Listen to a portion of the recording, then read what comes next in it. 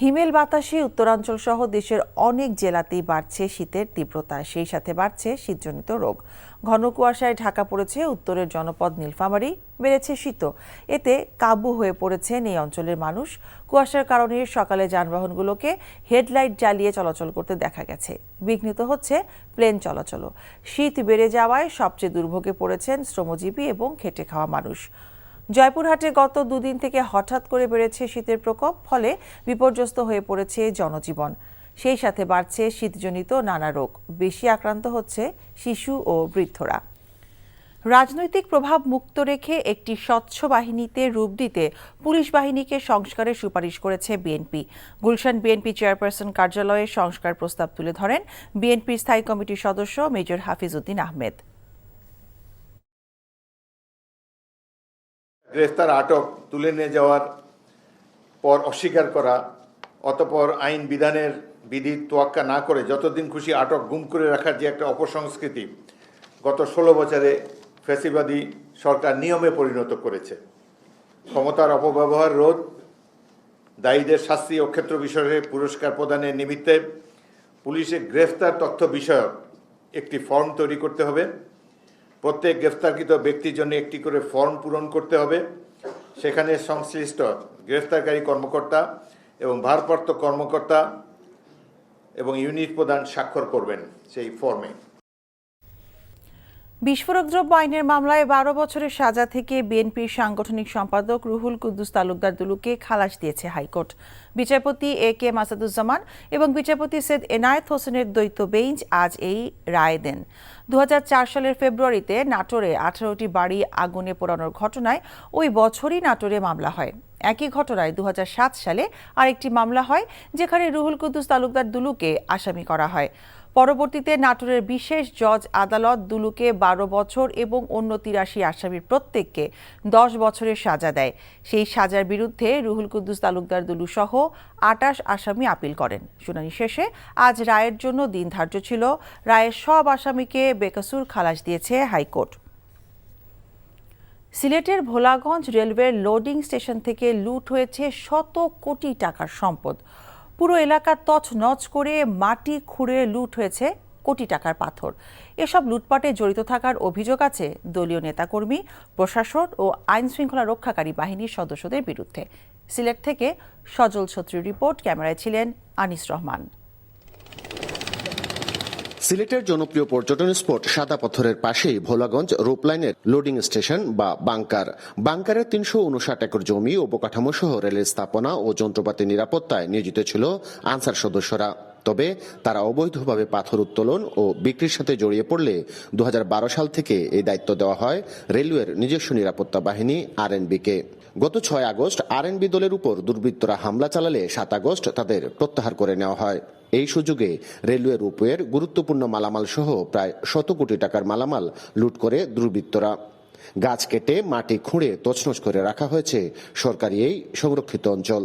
এখানে যে রিমেনিং যে টিনের চাল প্লাস অ্যাঙ্গেল লোহার এগুলাও কিছু নাই, অনেকটুকুই নাই। তো সব মিলিয়ে আমরা আনুমানিক 50 থেকে 60 কোটি টাকার ক্ষতি আমরা ধারণা করছি। রাজনৈতিক দলের নেতাকর্মী, প্রশাসন ও আইন শৃঙ্খলা রক্ষাকারী বাহিনীর সদস্যদের বিরুদ্ধেও এই লুটপাটে জড়িত থাকার অভিযোগ আছে। সম্প্রতি জেলা প্রশাসনের সাথে রেলওয়ে সংরক্ষিত এলাকা পরিদর্শন করেছে বৈষম্য বিরোধী আন্দোলনের কয়েকজন প্রতিনিধি। এর সাথে সম্পূর্ণ ভালোভাবে এঙ্গেজ সরকারি কর্মকর্তা অথবা যেই বিজিবি এবং স্থানীয় কিছু লোকজন খুব ভালোভাবে এর সাথে এঙ্গেজ। এই সম্মিলিত লুটতরাজ বন্ধে অভিযান পরিচালনা ও মামলা করা হচ্ছে বলে জানালেন জেলা প্রশাসক। আমরা নিয়মিত অভিযান পরিচালনা করছি, তাদের বিরুদ্ধে আইনগত ব্যবস্থা নিচ্ছি, নিয়মিত কিছু মামলাও দায়ের করা হয়েছে। লুটপাটের ফলে দীর্ঘদিন ধরে পরিত্যক্ত রয়েছে দেশের একমাত্র রজ্জুপথ ভোলাগঞ্জ ছাতক রোপওয়ে। নষ্ট হচ্ছে প্রকল্পের কোটি কোটি টাকার মূল্যের যন্ত্রপাতি। কাজ না থাকলেও এ প্রতিষ্ঠানের কর্মকর্তা কর্মচারী ও শ্রমিকদের প্রতি মাসে দিতে হচ্ছে প্রায় 1.5 কোটি টাকার বেতন ভাতা। সজল ছত্রী, NTV নিউজ, সিলেট। জাতীয় সংসদের নাটোর 3 আসনের সিংড়া উপজেলার মানুষ গত 15.5 বছরে অত্যাচারের নানা মাত্রিক রূপ দেখেছে। সাবেক ICT প্রতিমন্ত্রী জুনায়েদ আহমেদ পলক এবং তার শ্যালক লুৎফুল হাবিব রুবেল এবং তাদের গড়া 5 স্টার বাহিনীর হাত থেকে রক্ষা পায়নি নিজ দলের ভিন্ন মতের নেতাকর্মী এবং সংখ্যালঘুরাও। তাদের নির্যাতনের শারীরিক প্রতিবন্ধকতা নিয়ে বিচারের প্রতীক্ষায় এসব মানুষ। নাটোর থেকে হালিম খানের পাঠানো রিপোর্ট। সিংড়া উপজেলার শিবপুর গ্রামের বিএনপি কর্মী কেতাব আলী। কাপড়ে ঢাকা শরীরটা নির্যাতনে ক্ষতবিক্ষত। স্বাভাবিকভাবে চলাফেরা করা তার জন্য অনেক কঠিন। পতিত স্বৈরাচার সরকারের সাবেক আইসিটি প্রতিমন্ত্রী জুনায়েদ আহমেদ পলক ও তার শ্যালক লুৎফুল হাবিব রুবেল বাহিনীর নির্মম নির্যাতনের শিকার তিনি। চাঁদাবাজি, দখল, হাতুড়েপেটা সহ নির্মম নির্যাতনের এমন অসংখ্য চেপে থাকা কাহিনী এখন প্রকাশ্যেই বলাবলি করছে সিংড়ার মানুষ। মাইরিয়া হুন্ডা টুন্ডা কাইরে লিয়ে প্রচুর অত্যাচার কইরা, পরে আবার পার্টি অফিসে তুলে নিয়ে যা মারধর কইরা রড দিয়ে হাতুর দিয়ে বাইরে আমি 22 পয়সা কোনো রকম বাইচে আসি। তা বাদে আমার জমির ট্যাম দলিল সুদ্ধা লিয়ে গেছে। পলকের শালা রুবেল চেয়ারম্যান এর বাহিনী এসে আমার ওটিহিনী তুলে নিয়ে যায়, সাপের মতো পিঠে আছে। গত উপজেলা নির্বাচনে চেয়ারম্যান পদে রুবেলের বিরুদ্ধে প্রার্থিতা জমা দেওয়ায় নিজ দলের সদস্য আনোয়ার পাশাকে নির্বাচন অফিস থেকে প্রকাশ্যে তুলে নেওয়া হয়। তার উপর নিষ্ঠুর নির্যাতন চালায় রুবেল বাহিনী। ওই সময় এই ঘটনা ব্যাপক সমালোচনার ঝড় তোলে। বাতিল হয় রুবেলের প্রার্থিতা ও দলীয় পদ। তাদের অত্যাচারে সাধারণ মানুষ ঘরে ফিরতে পারেনি, কোথায় বাড়াইতে পারেনি। জমি দখল করছে, মোটর দখল করছে, দ্বীপ দখল করছে, শখ দখল করছে ওরা। তার তাণ্ডবে পলকের এই সিংড়া মনে হচ্ছে একটা হায়নার রাজ্যে পরিণত হয়েছিল এবং তার শালার অত্যাচারে এলাকাবাসী বাস করতে পারেনি। সাবেক প্রতিমন্ত্রী পলকের কথা মতো না চললে নিজ দলের নেতাকর্মীদেরও কোনো ছাড় ছিল না। উপজেলা নির্বাচনে নৌকার প্রার্থীর বিপক্ষে পলকের দেয়া বিদ্রোহী প্রার্থীর পক্ষে কাজ না করায় পলক বাহিনীর দফায় দফায় নির্যাতনের শিকার হয়েছেন শেরকল ইউনিয়ন ছাত্রলীগের সাবেক সভাপতি কামরুল সরকার। আমাকে তারা বাসায় থেকে ফোন করে ডেকে নিয়ে যায় আমাকে জোরমল্লিকা ব্রিজে অস্ত্র দিয়ে মারধর করে। সিংড়ার স্থানীয়রা বলেন, পলকের মিষ্টি হাসির আড়ালে ছিল নিষ্ঠুরতা ও প্রতিহিংসা। এই নিষ্ঠুরতা ও প্রতিহিংসার বলি সিংড়া উপজেলার অনেক মানুষ। কখনো প্রতিবাদ করতে না পারা সেসব মানুষ এখন তার শাস্তি দাবি করছেন। NTV news desk. জয় বাংলাকে জাতীয় স্লোগান ঘোষণা করে হাইকোর্টের দেয়া রায় স্থগিত করেছে আপিল বিভাগ। হাইকোর্টের রায়ের বিরুদ্ধে রাষ্ট্রপক্ষের করা লিভ টু আপিল মঞ্জুর করে আজ এই আদেশ দেন প্রধান বিচারপতি সৈয়দ রেফাত আহমেদের নেতৃত্বাধীন 4 সদস্যের আপিল বেঞ্চ। 2 ডিসেম্বর জয় বাংলাকে জাতীয় স্লোগান ঘোষণা স্থগিত চেয়ে আবেদন করেছিল রাষ্ট্রপক্ষ। 2020 সালের 10 মার্চ জয় বাংলাকে জাতীয় স্লোগান ঘোষণা করে রায় দেয় হাইকোর্ট।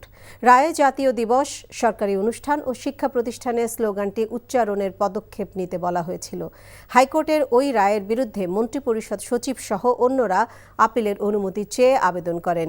শুনানি নিয়ে বিলম্ব মার্জনা করে লিভ টু আপিল মঞ্জুর করে আদেশ দেন আপিল বিভাগ। অর্থ পাচারের মামলায় বিএনপির ভারপ্রাপ্ত চেয়ারম্যান তারেক রহমানকে হাইকোর্টের দেয়া 7 বছরের সাজা স্থগিত করেছেন আপিল বিভাগ। একই মামলায় ব্যবসায়ী গিয়াসউদ্দিন আল মামুনের সাজাও স্থগিত করা হয়েছে। প্রধান বিচারপতি সৈয়দ রেফাত আহমেদের নেতৃত্বাধীন আপিল বেঞ্চ আজ সাজা স্থগিত করে আসামিদের আপিল গ্রহণ করেন। এর আগে সিঙ্গাপুরে অর্থ পাচারের অভিযোগ করা মামলায় 2013 সালের নভেম্বরে বিচারিক আদালত তারেক রহমানকে খালাস দেয় এবং গিয়াসউদ্দিন আল মামুনকে 7 বছরের সাজা দেয়। সেই রায়ের বিরুদ্ধে দুদক আপিল করলে হাইকোর্ট তারেক রহমানকে 7 বছরের সাজা দেয়। সেই সাজার বিরুদ্ধে আপিল করলে আজ তা গ্রহণ করে তাদের সাজা স্থগিত করে আপিল বিভাগ। আদেশের পর কায়সার কামাল বলেন, রাজনৈতিক উদ্দেশ্যে এই মামলা করা হয়েছিল। যে আইনে মামলা দায়ের করা হয়েছিল সেই আইন তখন এক্সিস্ট ছিল না, অর্থাৎ এই মামলা এই আইনে চলতে পারে না। কিন্তু ক্ষমতার দম্ভ, রাষ্ট্র এবং আদালতকে কুক্ষিগত করার মাধ্যমে শেখ হাসিনা ওয়াজেদ এই মামলাটা ট্রায়াল করালেন। শেখ হাসিনা ওয়াজেদ যে 7 বছরের সাজা দিয়েছিলেন সেই সাজাটা স্টে করা হয়েছে। পদোন্নতি বঞ্চিত অবসরপ্রাপ্ত কর্মকর্তাদের আবেদন পর্যালোচনা কমিটি আজ তাদের প্রতিবেদন প্রধান উপদেষ্টা প্রফেসর মোহাম্মদ ইউনূসের কাছে হস্তান্তর করেছেন। কমিটি প্রধান জাকির আহমেদ খান কমিটির অন্য সদস্যদের উপস্থিতিতে প্রধান উপদেষ্টার বাসভবন রাষ্ট্রীয় অতিথি ভবন যমুনায় এই প্রতিবেদন ডক্টর ইউনূসের কাছে তুলে দেন।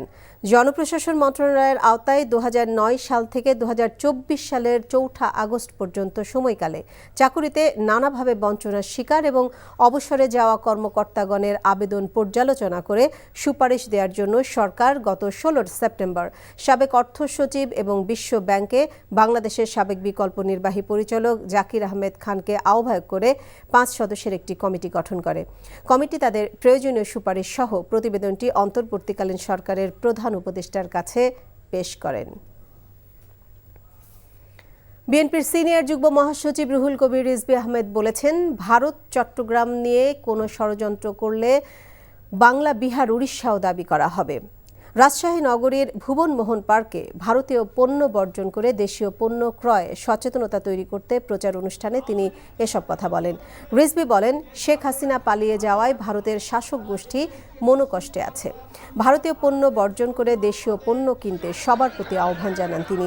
এ সময় তিনি দেশীয় শাড়ি ও লুঙ্গি বিতরণ করেন। তাদের একজন নেতা আবার এক পর্যায়ে বলেছে, এবার চট্টগ্রাম আমরা দাবি করব। আরে আপনাদের দায়িত্বশীল একজন নেতা বলেছে।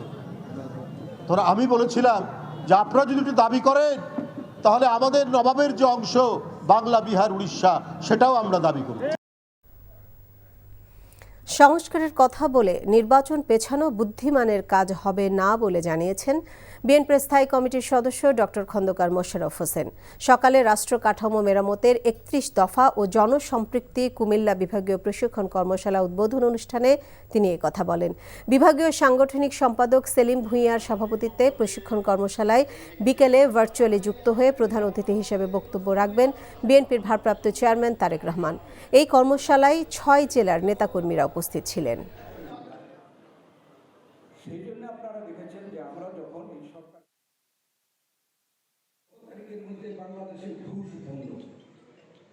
সংস্কারের কথা বলে নির্বাচনকে পিছানো বুদ্ধিমানের কাজ হবে না। যদি নিরপেক্ষ এবং স্বাধীন একটি নির্বাচন হয়, জনগণ যদি ভোট দিতে পারে, এটা অবধারিত যে বাংলাদেশ জাতীয়তাবাদী দল আগামী দিনে সরকারে আসবে। দেশের নদ নদীর সংখ্যার খসড়া তালিকা প্রকাশ করেছে পানি সম্পদ মন্ত্রণালয়। মন্ত্রণালয়ের তথ্য মতে বর্তমানে মোট নদ নদীর সংখ্যা 1156টি। সকালে রাজধানীর গ্রেইন রোডে পানি ভবনে বাংলাদেশের নদ নদীর সংখ্যা নির্ধারণ বিষয়ক অবহিতকরণ সেমিনারে এই তালিকা প্রকাশ করা হয়।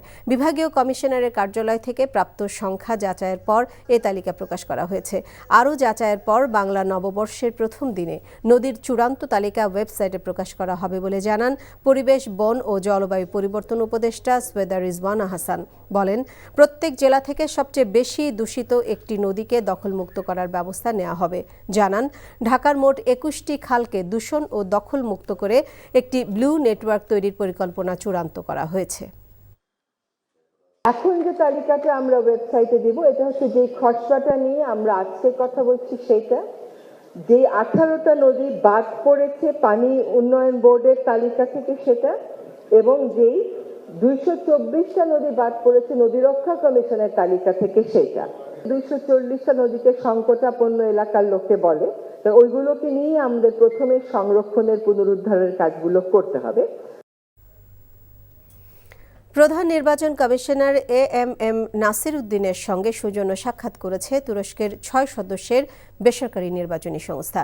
রাজধানীর আগারগাঁও নির্বাচন কমিশন ভবনে সিইসি দপ্তরে সকালে 1 ঘণ্টা বৈঠক করেন তারা। কমিশনের অতিরিক্ত সচিব KM আলী নেওয়াজ বলেন, দুই দেশের নির্বাচন প্রক্রিয়ার বিষয়ে কথা হয়েছে বৈঠকে। বাংলাদেশ কিভাবে আগামী নির্বাচন অবাধ, সুষ্ঠু ও নিরপেক্ষভাবে সম্পন্ন করবে সে বিষয়ে আলোচনা হয়েছে। বৈঠকে তুরস্কের বেসরকারি নির্বাচনী সংস্থায় তুরস্কের সাবেক 3 সংসদ সদস্য ও আইনজীবীরা উপস্থিত ছিলেন। নির্বাচন নিয়ে বাংলাদেশকে যে কোনো সহযোগিতা দিতে প্রস্তুত রয়েছে তুরস্ক।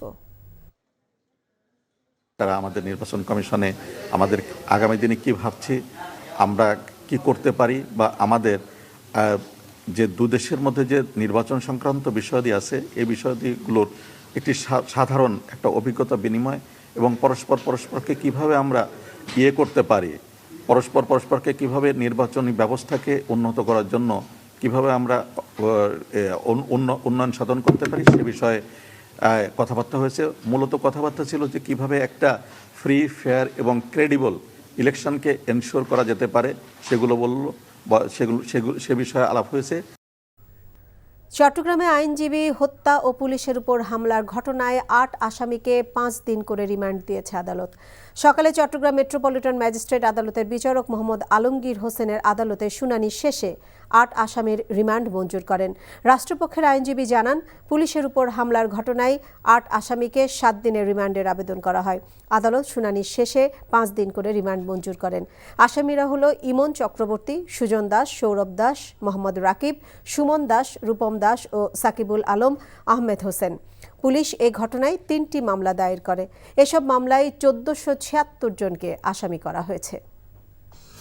সরকারের জনকল্যাণমূলক কাজের স্বার্থে আরও বেশি মানুষকে কর ও ভ্যাট দেওয়ার আহ্বান জানিয়েছেন অর্থ উপদেষ্টা ডক্টর সালেউদ্দিন আহমেদ। সকালে রাজধানীর আগারগাঁওয়ে এনবিআর ভবনে ভ্যাট দিবস ২০২৪ উপলক্ষে আয়োজিত এক অনুষ্ঠানে একথা বলেন তিনি। সেই সাথে কর বা মূসক আদায়ের ক্ষেত্রে মানুষ যাতে কোনো ধরনের হয়রানির শিকার না হয় সেদিকে এনবিআরকে লক্ষ্য রাখার আহ্বান জানান অর্থ উপদেষ্টা। এছাড়া কর মওকুফ রাষ্ট্র বিনির্মাণে নেতিবাচক প্রভাব ফেলে উল্লেখ করে তিনি বলেন, কিছু কিছু প্রতিষ্ঠানকে বছরের পর বছর করমুক্তভাবে শিশুর মতো লালন পালন করার মানসিকতা থেকে বেরিয়ে আসতে হবে। দেশের একমাত্র প্রবাল দ্বীপ সেন্ট মার্টিনের সুরক্ষায় একসঙ্গে কাজ করবে দেশের শীর্ষস্থানীয় শিল্প গ্রুপ প্রাণ, আরএফএল ও জাতিসংঘ উন্নয়ন কর্মসূচি ইউএনডিপি। এ লক্ষ্যে দুটি প্রতিষ্ঠান যৌথভাবে সেন্ট মার্টিন পরিবেশ সংরক্ষণ ও টেকসই অর্থনীতি শীর্ষক একটি উদ্যোগ গ্রহণ করেছে। এই উদ্যোগের উদ্বোধন করেন পরিবেশ অধিদপ্তরের পরিচালক মোহাম্মদ সোলাইমান হায়দার। এ সময় প্রাণ আরএফএল গ্রুপের বিপণন পরিচালক কামরুজ্জামান কামাল উপস্থিত ছিলেন।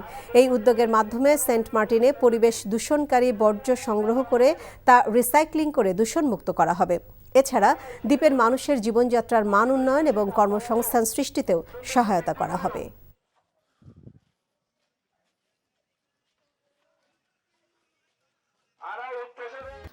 আওয়ামী লীগের বিচার নিশ্চিতের আগে কোনো শক্তি ছাত্র জনতার আন্দোলনকে উৎখাত করতে পারবে না বলে হুঁশিয়ারি দিয়েছেন বৈষম্য বিরোধী ছাত্র আন্দোলনের সমন্বয়ক হাসনাত আব্দুল্লাহ।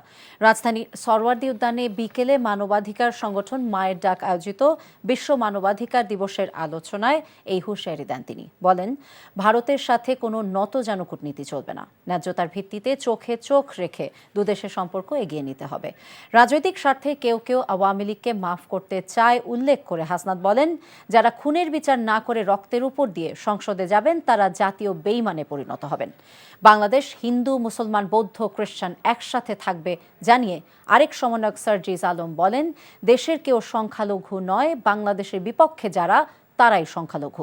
জাতের নাম করে কেউ যদি উগ্রবাদী চিন্তা করে তাদেরকে সবাই মিলে প্রতিহত করা হবে।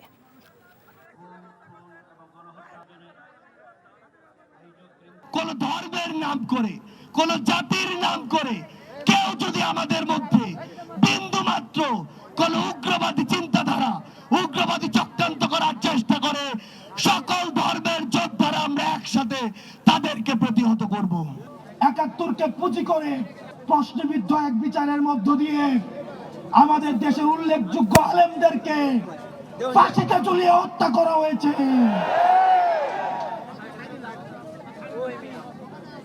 আমরা এই বিচার নিশ্চিত না করা পর্যন্ত দুনিয়ার কোন শক্তি নাই আমাদেরকে রাজপথ থেকে উৎখাত করবে।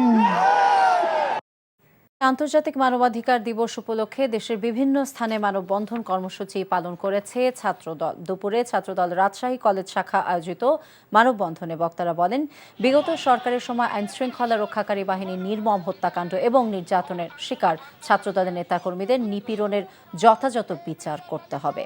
ছাত্রদলের সকল নেতাকর্মী এবং নাগরিকদের মুক্তি এবং জড়িতদের বিচারের দাবিতে সকালে খাগড়াছড়ি সরকারি কলেজ গেটের সামনে মানববন্ধন কর্মসূচি পালন করেছে ছাত্রদল। নেত্রকোনার সরকারি কলেজ ছাত্রদলের আয়োজনে মানববন্ধন কর্মসূচি পালিত হয়েছে। দিবসটি উপলক্ষে রাজবাড়ী, চুয়াডাঙ্গা, গাইবান্ধা, ব্রাহ্মণবাড়িয়া এবং ভোলা সহ দেশের বিভিন্ন স্থানে মানববন্ধন কর্মসূচি পালন করেছে ছাত্রদল। বঙ্গোপসাগরের বাংলাদেশ জলসীমায় মাছ ধরার সময় ৭৯ নাবিক সহ ২টি বাণিজ্যিক ট্রলার অপহরণ করে নিয়ে গেছে ভারতীয় কোস্ট গার্ড। এ ঘটনায় ট্রলার মালিকের পক্ষ থেকে সামুদ্রিক মৎস্য দপ্তরে লিখিত অভিযোগ করা হয়েছে। এদিকে অপহরণকারীরা ভালো আচরণ করছেন বলে জানিয়েছেন নাবিকরা। চট্টগ্রাম থেকে জানাচ্ছেন শামসুল হক হায়দরি। ক্যামেরায় ছিলেন সুমন গোস্বামী। অপহরণের শিকার ট্রলার দুটি গত মাসের শেষ দিকে সাগরে মাছ ধরতে যায়। সোমবার সুন্দরবনের অদূরে সোয়াচ অফ নো গ্রাউন্ডের বাংলাদেশ জলসীমায় অবস্থানকালে ভারতীয় কোস্টগার্ড ট্রলার দুটি মাঝি মাল্লা সহ অপহরণ করে নিয়ে যায় বলে জানান ট্রলার মালিকরা। লাস্ট ইনফরমেশন হচ্ছে ওরা 9-10 নটিক্যাল মাইল দূরে এই মুহূর্তে ড্রিফটিং করতেছে। ওইটা হচ্ছে ইন্ডিয়ান প্যারাদ্বীপ নামে একটা জায়গা আছে, ওইখান থেকে। তারা খুবই সহনশীল আচরণ করছে এবং তারা বলছে যে আপনাদের নেভির সঙ্গে আমাদের যোগাযোগ হলে আমরা যত দ্রুত সম্ভব আমরা হস্তান্তর করব। এদিকে নাবিক সহ ট্রলার অপহরণের বিষয়টি সরকারের সংশ্লিষ্ট দপ্তর অবহিত হয়েছে বলে জানিয়েছেন এই কর্মকর্তা। আমরা সাথে সাথেই এ ব্যাপারে ঊর্ধ্বতন কর্তৃপক্ষকে বিষয়টি অবহিত করি। আমাদের চুয়াচপ যে নৌ গ্রাউন্ড আছে আর কি, সেই গ্রাউন্ডের কাছাকাছি তারা এই মাছটা ধরতেছিল এবং আমাদের সীমানায়, এটা ভারতীয় কোনো সীমানা নয়, সেখানেই তারা মাছ ধরতেছিল এবং তারা ওখান থেকে অপহৃত হয়েছে। ভারতীয় কোস্টগার্ডের অপহরণ করা বাংলাদেশি ট্রলার দুটি এখন উড়িষ্যার পারাদ্বীপ বন্দরের কাছাকাছি রয়েছে বলে জানিয়েছেন ট্রলার মালিকরা। শামসুল হক হায়দরি, এনটিভি নিউজ, চট্টগ্রাম। চট্টগ্রামের রাউজানের সাবেক সংসদ সদস্য ফজলে করিমকে আরও 4টি মামলায় গ্রেফতার দেখানো হয়েছে। চট্টগ্রামের চিফ জুডিশিয়াল আদালতের বিচারক মোহাম্মদ শহীদুল ইসলাম আদালতে শুনানি শেষে অপহরণ, নির্যাতন এবং রাউজানে বিভিন্ন ধর্মীয় প্রতিষ্ঠান ভাঙচুর সহ 4টি মামলায় গ্রেফতার দেখানোর আদেশ দেন। এর আগে কড়া নিরাপত্তার মধ্য দিয়ে রাউজানের সাবেক সংসদ সদস্য ফজলে করিমকে আদালতে নেওয়া হয়। নড়াইল 2 আসনের সাবেক সংসদ সদস্য মাশরাফি বিন মুর্তজা এবং তার বাবা গোলাম মুর্তজা স্বপন সহ 295 জনের নাম উল্লেখ করে লোহাগড়া থানায় হামলা এবং মারপিটের অভিযোগে মামলা হয়েছে। গতরাতে বৈষম্য বিরোধী ছাত্র আন্দোলন নড়াইল জেলা শাখার মুখ্য সংগঠক কাজী মোহাম্মদ ইয়াজুর রহমান বাবু বাদী হয়ে মামলাটি করেন। মামলায় বলা হয়, গত 4 আগস্ট বৈষম্য বিরোধী কর্মসূচি চলাকালে উপজেলার লোহাগড়ার সিএন্ডবি চৌরাস্তা মোড়ে ছাত্র জনতার উপর হামলা করে বেধড়ক মারপিট করে অভিযুক্তরা। শিক্ষার্থীদের ছত্রভঙ্গ করতে ককটেল বিস্ফোরণ করা হয় বলে মামলার বিবরণীতে উল্লেখ করা হয়।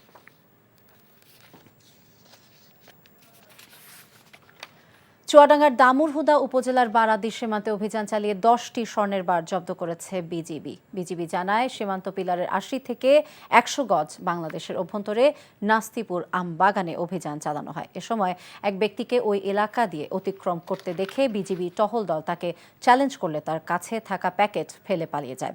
পরে স্কচ টেপ মোড়ানো 2টি প্যাকেট থেকে 10টি স্বর্ণের বার উদ্ধার করে বিজিবি। এ ব্যাপারে হাবিলদার খন্দকার ওবায়দুর রহমান বাদী হয়ে দর্শনা থানায় মামলা করেন। বৈষম্য বিরোধী ছাত্র আন্দোলনের সমন্বয়কদের উপর হামলা এবং ছিনতাইয়ের ঘটনায় 2 জনকে গ্রেফতার করেছে পুলিশ। গতরাতে অভিযান চালিয়ে মোবারক হোসেন এবং বিল্লাল মিয়া নামে 2 ছিনতাইকারীকে গ্রেফতার করে পুলিশ। রোববার দিবাগত রাতে ঢাকা থেকে বান্দরবান যাওয়ার পথে নারায়ণগঞ্জের সোনারগাঁয়ে ঢাকা চট্টগ্রাম মহাসড়কের মেঘনা টোল প্লাজা এলাকায় বৈষম্য বিরোধী ছাত্র আন্দোলনের সমন্বয়কদের উপর হামলা হয়। সোনারগাঁ থানার ভারপ্রাপ্ত কর্মকর্তা এম.এ. বারী জানিয়েছেন, গ্রেফতারকৃতদের আদালতে পাঠানো হয়েছে। আন্তর্জাতিক মানবাধিকার দিবস উপলক্ষে রাজধানীর সরওয়ার্দী উদ্যানে মায়ের ডাক আয়োজিত বিভিন্ন সময় গুম হওয়া স্বজনদের নিয়ে গণজমায়েতে যাচ্ছি আমরা। সেখানে আমাদের সাথে যুক্ত হবেন স্টাফ করেসপন্ডেন্ট নাজিবুর রহমান। নাজিবুর, এই মুহূর্তে অনুষ্ঠানে কে বক্তব্য রাখছেন এবং আপনার কাছে আর কোনো আপডেট আছে কিনা এই বিষয়ে আমাদেরকে জানাবেন। ফারজানা, বিকাল থেকেই মানবাধিকার দিবস উপলক্ষে গুম খুনের শিকার বিগত আওয়ামী লীগ সরকার আমলে যারা হয়েছেন তাদের স্বজনদের নিয়ে কিন্তু বিশাল গণজামায়াতের আয়োজন হয়েছে, যেটি কিন্তু বাংলাদেশে বিগত 15 বছরে সম্ভব হয়নি। তারা এই সম্মেলনের মাধ্যমে বিগত 15 বছরে তাদের স্বজনদেরকে কিভাবে গুমের শিকার করা হয়েছে এবং তারা কিভাবে নির্যাতনের শিকার হয়েছেন সেই বিষয়টি কিন্তু তুলে ধরেছেন। শুধু স্বজনরাই নয়, এখানে ভিন্ন মতের রাজনৈতিক দল যারা রয়েছেন, বিএনপি, জামায়াত এবং অন্যান্য যেসব দল রয়েছে, তারাও কিন্তু একই ছাদের নিচে এসে বিগত স্বৈরাচার শেখ হাসিনার আমলে তাদের যেই নির্যাতন এবং নির্যাতনের শিকার হয়েছেন তাদের নেতাকর্মীরা, এমনকি উচ্চ পর্যায়ের যারা নেতাকর্মী রয়েছেন যাদের ফাঁসি কার্যকর হয়েছে, সেই ব্যাপারে কিন্তু তারা বক্তব্য রেখেছেন। কিছুক্ষণ আগেই জামায়াতের মিয়া গোলাম পারওয়ার আমাদের সামনে বক্তব্য রেখেছেন। তিনি যেটি বলছেন বলেছেন যে এই সরকারের যে ঐক্য রয়েছে, জাতীয় ঐক্যের মাধ্যমে শেখ হাসিনা পলায়নের পর যে ধরনের ষড়যন্ত্র করা হচ্ছে, সেই ষড়যন্ত্র কিন্তু তাদেরকে মোকাবেলা করতে হবে জাতীয় ঐক্যের মাধ্যমে। সেই সাথে বিএনপির যে সকল নেতা রয়েছেন তারাও দাবি করছেন যে জাতীয় ঐক্যের মাধ্যমে আওয়ামী লীগের সকল ষড়যন্ত্র এবং ভারতের আধিপত্য, মূলত সেই আধিপত্যকে তারা নস্যাৎ করতে চায়। তো এই ছিল আমার কাছে এখান থেকে সর্বশেষ। নাহিদ। জগন্নাথ বিশ্ববিদ্যালয়ের শিক্ষার্থীদের আবাসন সংকট নিরসনের উদ্যোগ নিয়েছে আস-সুন্নাহ ফাউন্ডেশন। এ বিষয়ে বিশ্ববিদ্যালয়টির সাথে ফাউন্ডেশনের চুক্তির সই হয়েছে। বিশ্ববিদ্যালয়ের পক্ষে চুক্তির সই করেন ভারপ্রাপ্ত রেজিস্ট্রার অধ্যাপক ডক্টর মোহাম্মদ শেখ ইয়াসউদ্দিন। আস-সুন্নাহ ফাউন্ডেশনের পক্ষে স্বাক্ষর করেন প্রতিষ্ঠানটির সাধারণ সম্পাদক সাব্বির আহমদ। চুক্তিপত্রে বলা হয়, আস-সুন্নাহ ফাউন্ডেশন জগন্নাথ বিশ্ববিদ্যালয়ের ৭০০ শিক্ষার্থীর জন্য মানসম্মত আবাসন এবং স্বাস্থ্যসম্মত খাবারের ব্যবস্থা করবে। উপস্থিত ছিলেন জগন্নাথ বিশ্ববিদ্যালয়ের উপাচার্য অধ্যাপক ডক্টর মোহাম্মদ রেজাউল করিম, আস-সুন্নাহ ফাউন্ডেশনের চেয়ারম্যান শেখ আহমদুল্লাহ। বৈষম্য বিরোধী ছাত্র আন্দোলনের সমন্বয়কদের ৬ ঘণ্টা অবরোধের পর Khulna chamber of commerce and ইন্ডাস্ট্রির সকল পরিচালক পদত্যাগ করেছেন। চেম্বারের ভারপ্রাপ্ত সভাপতি শরীফ আতাউর রহমান জানান, সকালে বৈষম্য বিরোধী ছাত্র আন্দোলনের সমন্বয়করা চেম্বার ভবনের নিচে অবস্থান নেয় এবং সবার পদত্যাগের দাবি করেন। তাদের দাবি, চেম্বারের সভাপতি সহ ৩ জন আওয়ামী লীগ ও যুবলীগ নেতা বৈষম্য বিরোধী আন্দোলনে শিক্ষার্থীদের ওপর হামলা করেছিল। শরীফ আতিউর রহমান ছাত্রদের সাথে আলোচনার পর তাদের হাতে এবং বাণিজ্য মন্ত্রণালয় পদত্যাগ দাখিল করেন। বকেয়া বিনিয়োগের টাকা আদায়ে চট্টগ্রামের এসালম গ্রুপের চেয়ারম্যান সাইফুল ইসলাম মাসুদের বাসার সামনে অবস্থান কর্মসূচি পালন করেছে বেসরকারি বিভিন্ন ব্যাংকের কর্মকর্তারা। সকালে নগরীর পাঁচলাইশ সুগন্ধা আবাসিক এলাকায় চট্টগ্রাম অঞ্চলের 12টি ব্যাংকের কর্মকর্তারা এই অবস্থান কর্মসূচি পালন করেন। এ সময় বক্তারা বলেন, 12টি ব্যাংকের ৬৫,০০০ কোটি টাকার মধ্যে ৪৫,০০০ কোটি টাকা এসালম গ্রুপ সংশ্লিষ্ট প্রতিষ্ঠানগুলোর কাছে পাওনা রয়েছে। শুধুমাত্র চট্টগ্রাম অঞ্চলের ব্যাংকগুলো গ্রুপটির কাছ থেকে প্রায় ৩৫,০০০ কোটি টাকা পাওনা বলে অভিযোগ করেন বক্তারা। আওয়ামী লীগ সাম্প্রদায়িক দল, সে কারণে ভারত দলটিকে সমর্থন দিয়েছে উল্লেখ করে তথ্য উপদেষ্টা নাহিদ ইসলাম বলেছেন, যারা দলটিকে পুনর্বাসন করতে চাইবে তারা গণশত্রু হবে। রাজধানীর সোহরাওয়ার্দী উদ্যানে মায়ের ডাক আয়োজিত বিশ্ব মানবাধিকার দিবসের আলোচনায় এসব কথা বলেন তিনি। আর আওয়ামী লীগের বিচার নিশ্চিতের আগে কোনো শক্তি ছাত্র জনতার আন্দোলনকে উৎখাত করতে পারবে না বলে হুঁশিয়ারি দেন বক্তারা। তামজিদ সুমানের রিপোর্ট।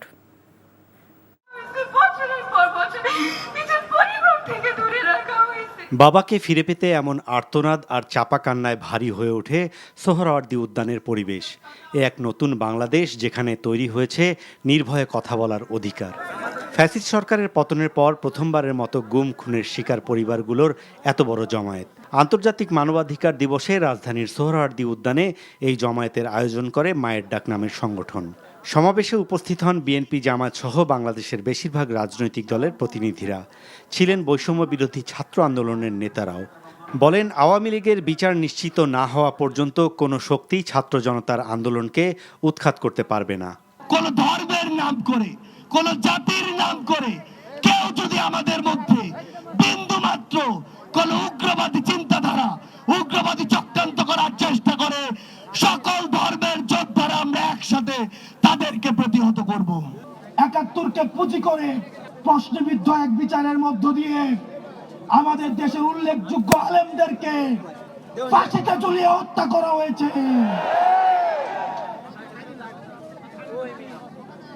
আমরা এই বিচার নিশ্চিত না করা পর্যন্ত দুনিয়ার কোন শক্তি নাই আমাদেরকে রাজপথ থেকে উৎখাত করবে। সমাবেশে বিএনপির স্থায়ী কমিটির সদস্য ডক্টর মঈন খান বলেন, সংস্কারের চেতনাকে ধারণ করে দেশ বিনির্মাণে এগিয়ে যেতে হবে।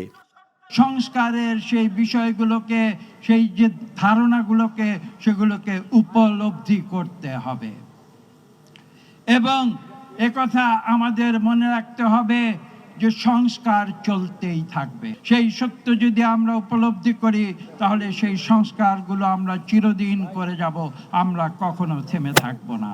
প্রধান অতিথি তথ্য উপদেষ্টা নাহিদ ইসলাম বলেন, ভারত বাংলাদেশের সম্পর্ক হবে ন্যায্যতার ভিত্তিতে। সীমান্ত হত্যা বন্ধ না হলে প্রয়োজনে ছাত্র জনতা সীমান্তে যাবে বলেও হুঁশিয়ারি দেন তিনি। আওয়ামী লীগকে পুনর্বাসন কারা কারা করবেন বা করতে চান, এখন সেইটা হচ্ছে আলোচনার বিষয়। যারা করতে চান জনগণ তাদেরকেও গণশত্রু হিসেবেই চিহ্নিত করবে এই বাংলাদেশে। বাংলাদেশ আত্মমর্যাদা নিয়ে দাঁড়িয়েছে, রক্তের উপর দিয়ে দাঁড়িয়েছে। ফলে ন্যায্যতা ও সমতার ভিত্তিতে বাংলাদেশের সাথে কথা বলতে হবে এবং সম্পর্ক স্থাপন করতে হবে। ফলে আপনারা এখনো যারা ভারত সরকারে রয়েছেন, ভারতের শাসক গোষ্ঠী রয়েছেন, এই যে সীমান্তে হত্যা হচ্ছে, আপনারা যদি মনে করে থাকেন এই সীমান্তে হত্যা করে বাংলাদেশকে প্রেসার ক্রিয়েট করবেন, তাহলে আপনারা ভুল ভাবছেন। Tamjid Suman, NTV news, Dhaka. মানুষের প্রত্যাশা অনুযায়ী নিজেদের মধ্যে পরিবর্তন আনতে দলের নেতাকর্মীদের প্রতি আহ্বান জানিয়েছেন বিএনপির ভারপ্রাপ্ত চেয়ারম্যান তারেক রহমান। বলেছেন, জনগণের কাছে একটি জবাবদিহিমূলক সরকার উপহার দিতে চায় বিএনপি। কুমিল্লা বিভাগীয় কর্মশালায় যুক্ত হয়ে তিনি এসব কথা বলেন। কুমিল্লার মাহফুজ নান্টুকে সাথে নিয়ে জানাচ্ছেন হাসান মাহমুদ। ৩১ দফা রাষ্ট্র কাঠামো মেরামত নিয়ে কুমিল্লা নগরীর রাজাপাড়া ফানটাউনে দিনব্যাপী কর্মশালার আয়োজন বিএনপির। উচ্চ শিক্ষার জন্য স্কলারশিপের ব্যবস্থা চালু। লন্ডন থেকে অনলাইনে যুক্ত হয়ে কর্মশালায় অংশগ্রহণকারী প্রশিক্ষণার্থী ও উপস্থিত সাংবাদিকদের বিভিন্ন প্রশ্নের জবাব দেন তারেক রহমান। বলেন, রাষ্ট্র সংস্কারে নতুন কোনো প্রস্তাব থাকলে তাও গ্রহণ করা হবে। প্রতিবার বলেছি ৩১ দফা কোনো ধর্মীয় গ্রন্থ নয় যে এটিকে কোনো রকম পরিবর্তন করা যাবে না। এটার যেটির পসিবিলিটি আছে আমরা অবশ্যই সেরকম প্রস্তাব গ্রহণ করব। পরে দেয়ার সমাপনী বক্তব্যে তারেক রহমান নেতাকর্মীদেরকে আচার আচরণে পরিবর্তন এনে জন আস্থা নষ্ট হয় এমন কাজ না করার আহ্বান জানান। আপনারা প্রত্যেকে বিএনপির অ্যাম্বাসাডর বা বিএনপির প্রতিনিধি। আপনাদেরকে দেখে মানুষ বুঝবে বিএনপি কি। কাজেই দয়া করে নিজেদের সকলকে পরিবর্তন করুন। মানুষের প্রত্যাশা অনুযায়ী উঠা বসা কথাবার্তা চলাফেরা দয়া করে করুন। বিগত 15 বছরে গুম হয়েছে, খুন হয়েছে, অত্যাচারিত হয়েছে, নির্যাতিত হয়েছে। বহু পরিবারের কাহিনী এবং আমার পরিবারের কাহিনী একই রকম। এই দেশটাকে তারা ধ্বংস করে দিয়ে গেছে। এই দেশের মানুষের ভবিষ্যৎ তারা ধ্বংস করে দিতে চেয়েছিল। এখনো সম্ভাবনা আছে। তারেক রহমান বলেন, ফ্যাসিবাদীরা মানুষের ভোটাধিকার সহ সবকিছু ধ্বংস করে দেশ থেকে পালিয়েছে। এখন দরকার জবাবদিহিতার সরকার। আমরা দেখেছি কিভাবে ভোট ডাকাতি হয়েছে এবং ভোট ডাকাতি, নিশিরার দামি ভোট, এইগুলো যে দেশের কোনো ভালো কিছু করতে পারে না এটি প্রমাণিত।